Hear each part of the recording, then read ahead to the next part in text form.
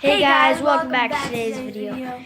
And today we're going to be watching some scary videos. I don't really know what we're going to watch. We're just going to find some.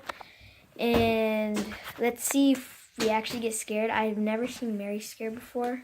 So let's see if she gets scared. The only time I probably really got scared of me and Alec is probably when we played One Man Hide and Seek. Oh yeah, that was the other scary time. So let's get right into the video. Okay guys, so we found videos from Mr. Nightmare. He really does videos like this of scary stuff like this, like fire drills and stuff like that. This is going to be the only one that we watch because this video is going to be 15 minutes long. And I'm going to wait for Mary. Come on. I'm eating a banana. Okay, she's eating a banana. And let's watch.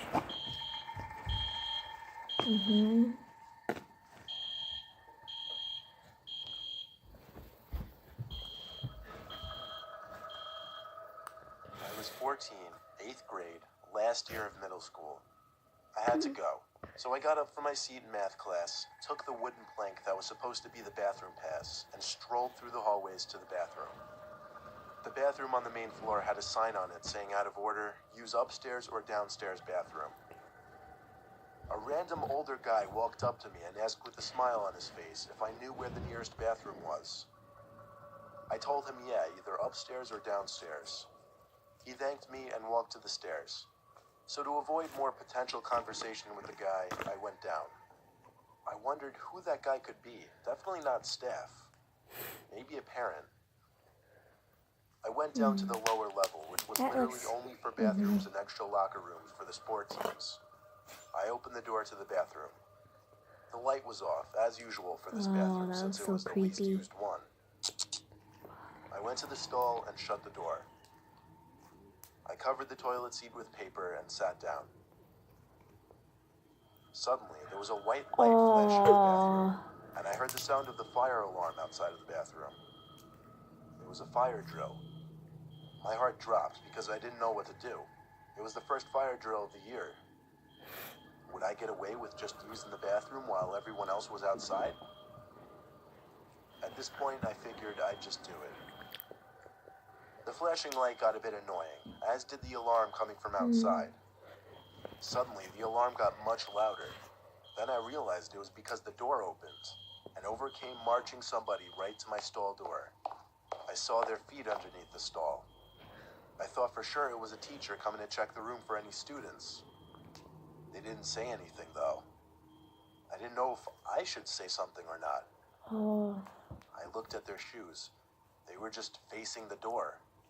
But I noticed they weren't just standing there.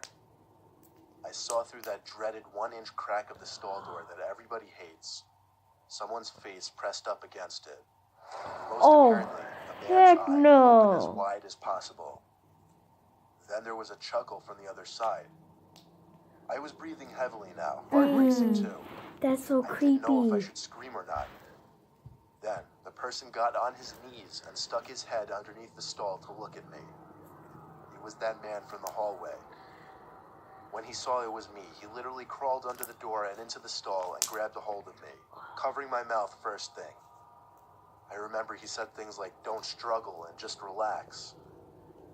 I didn't know what he was going to do to me. It was an unreal feeling, like my life was flashing before my eyes at such a young age. An age that you think you're invincible.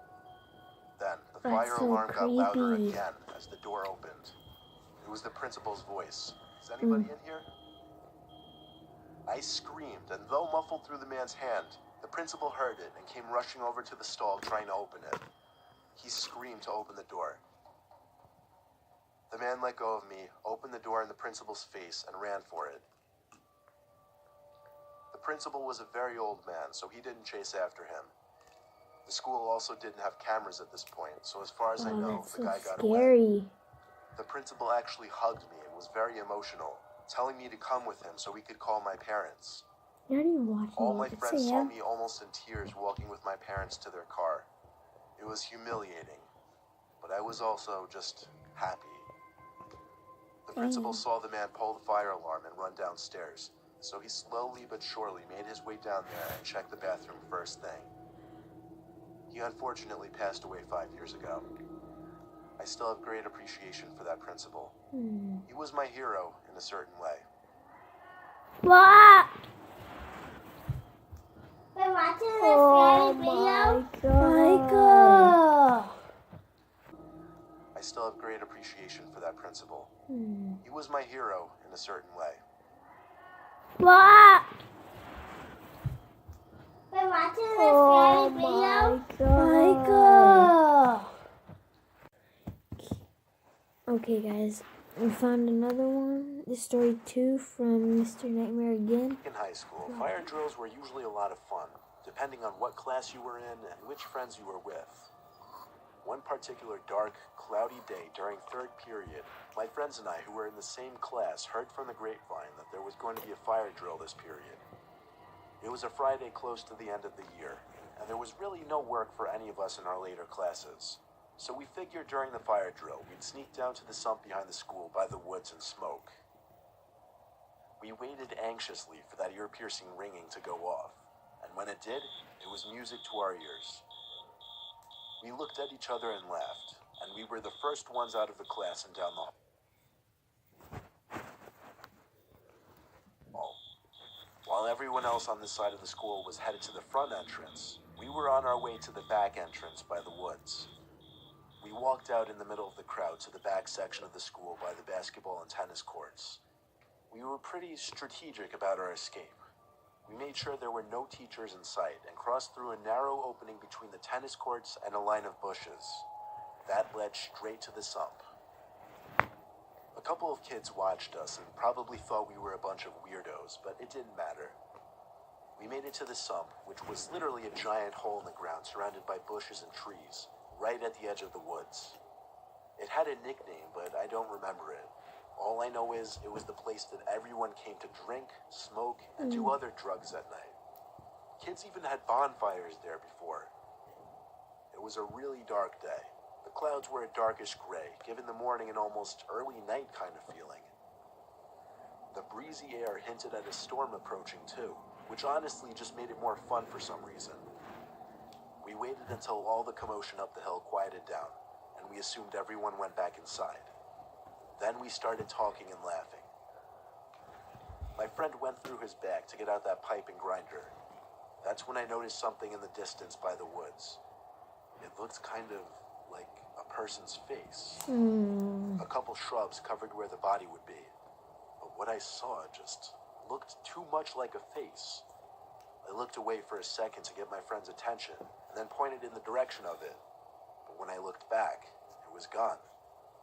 They thought I was an idiot, but now that it was gone, I was like 70% sure what I saw was a person.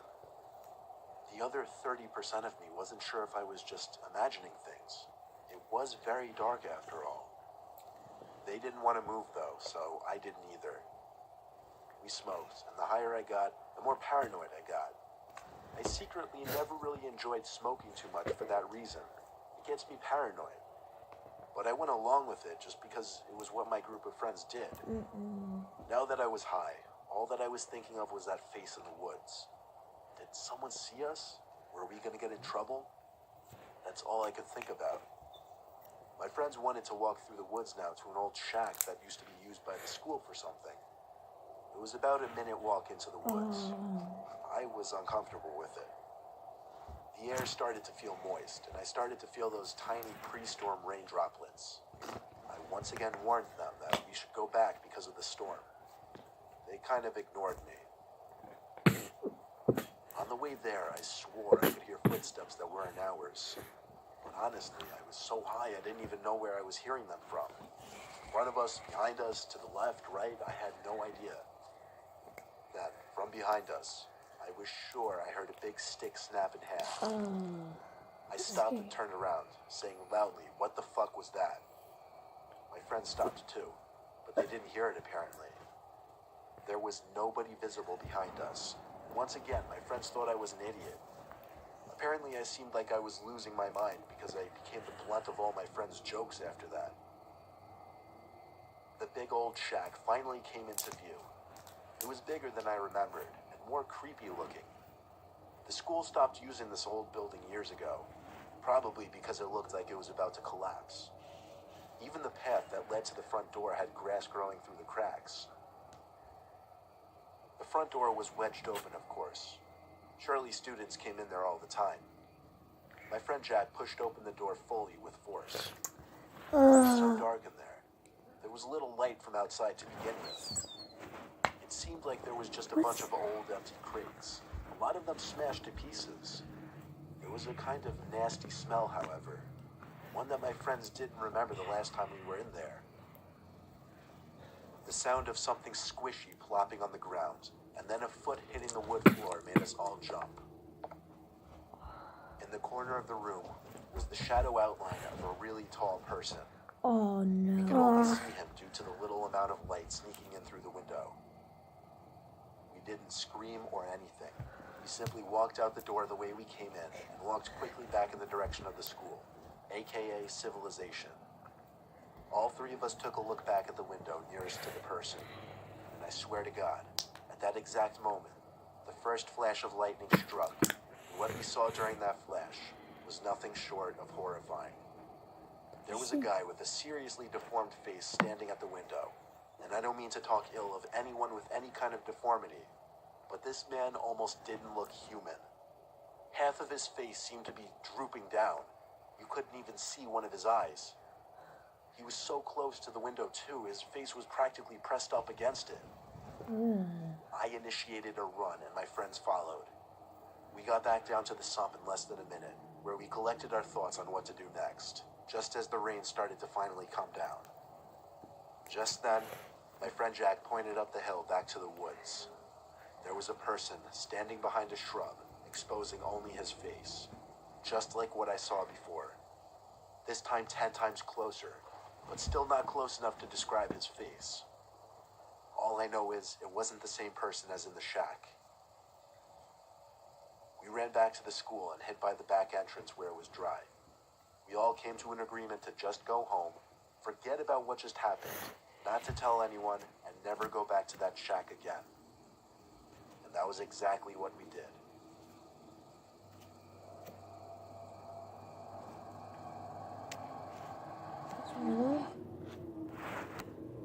Dang. Okay guys, we're gonna try finding another one. These are all pretty much fire alarms because that's what the title was about. And yeah, just keep watching. Mary, are you scared? Nope. I'm not scared, it's just interesting. Yeah, look at this. Okay, just keep watching.